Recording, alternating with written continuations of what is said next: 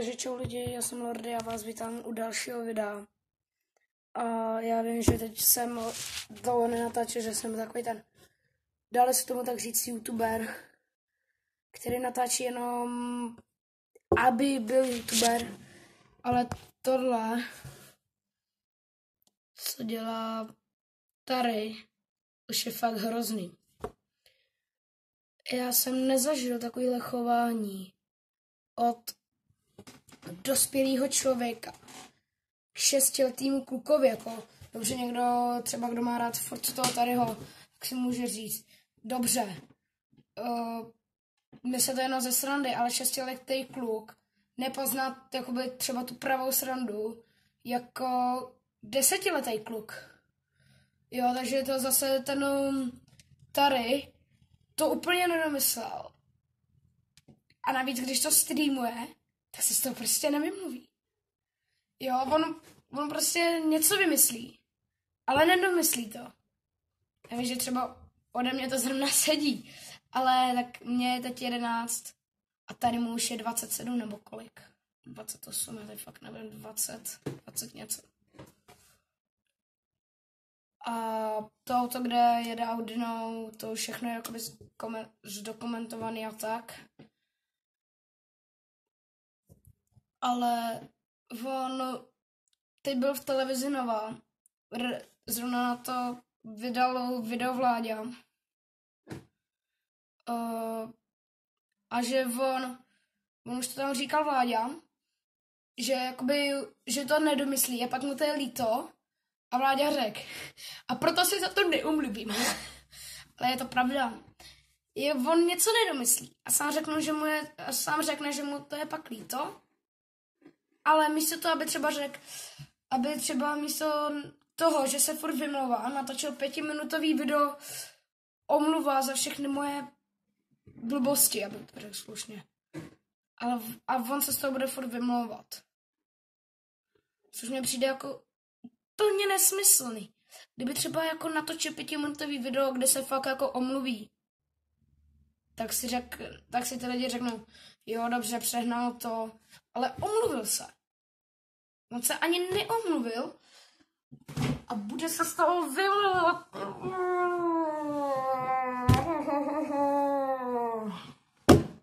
Ty vole. Jako dobře, kdyby tohle to udělal třeba 9letý kluk, tak si řekneš, jo, dobře, nechci mít pluser u rodičů, nebo tak něco. A 27letý chlap? What? What the fuck? To fakt nechápu. A za chvilku vyjde video od Fiziho, nebo jakoby reaguju na Fiziho. Ale teď je zpátky k Tarimu. A ta jeho figurka.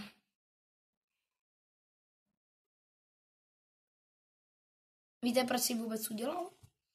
Protože on si myslí, že málo kdo v Česku dělá parkour, což je sice pravda, ale on si myslí, že když málo kdo dělá v Česku parkour, tak on si jakoby už myslí, že on je prostě ten nejlepší z těch mála, že on je nejlepší, že si myslí, že k němu všichni jakoby vzlížejí, že je suprovej, že je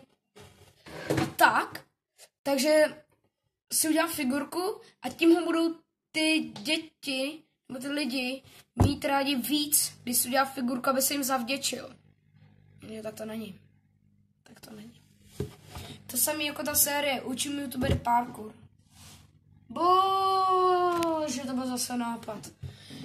A to je ten důvod, že on tím, že dělá parkour jako málo kdo v Česku, tak si myslí, že on je ten nejlepší. Že on prostě je úplně ten top parkourista.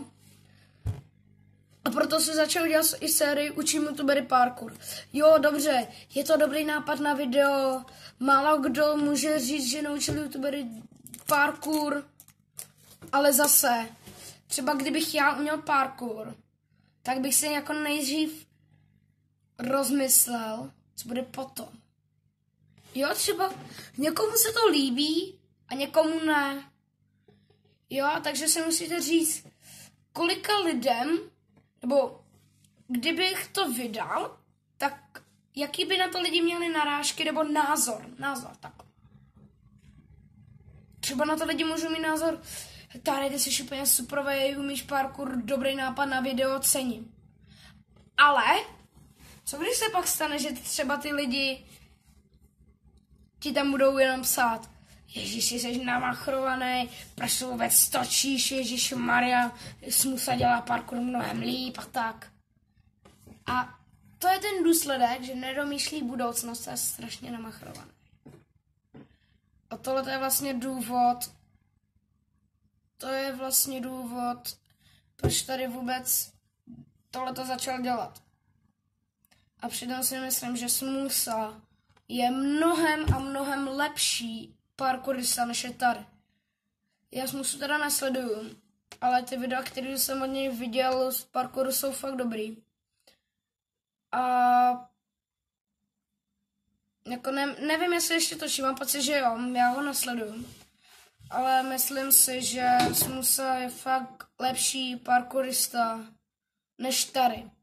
A jestli se na tohle dívá někdo, kdo fakt má rád Taryho, tak ať se teprve tak než třeba tam na dislike, jakoby ježiši, oni ho všichni hejtujou a tak, ale zamysli se, co on dělá tím chováním, co on dělá. A ještě tady mám jeden poslední fakt. Proč by měl být tady namachrovaný? Plním nesmyslný úkoly fanoušků.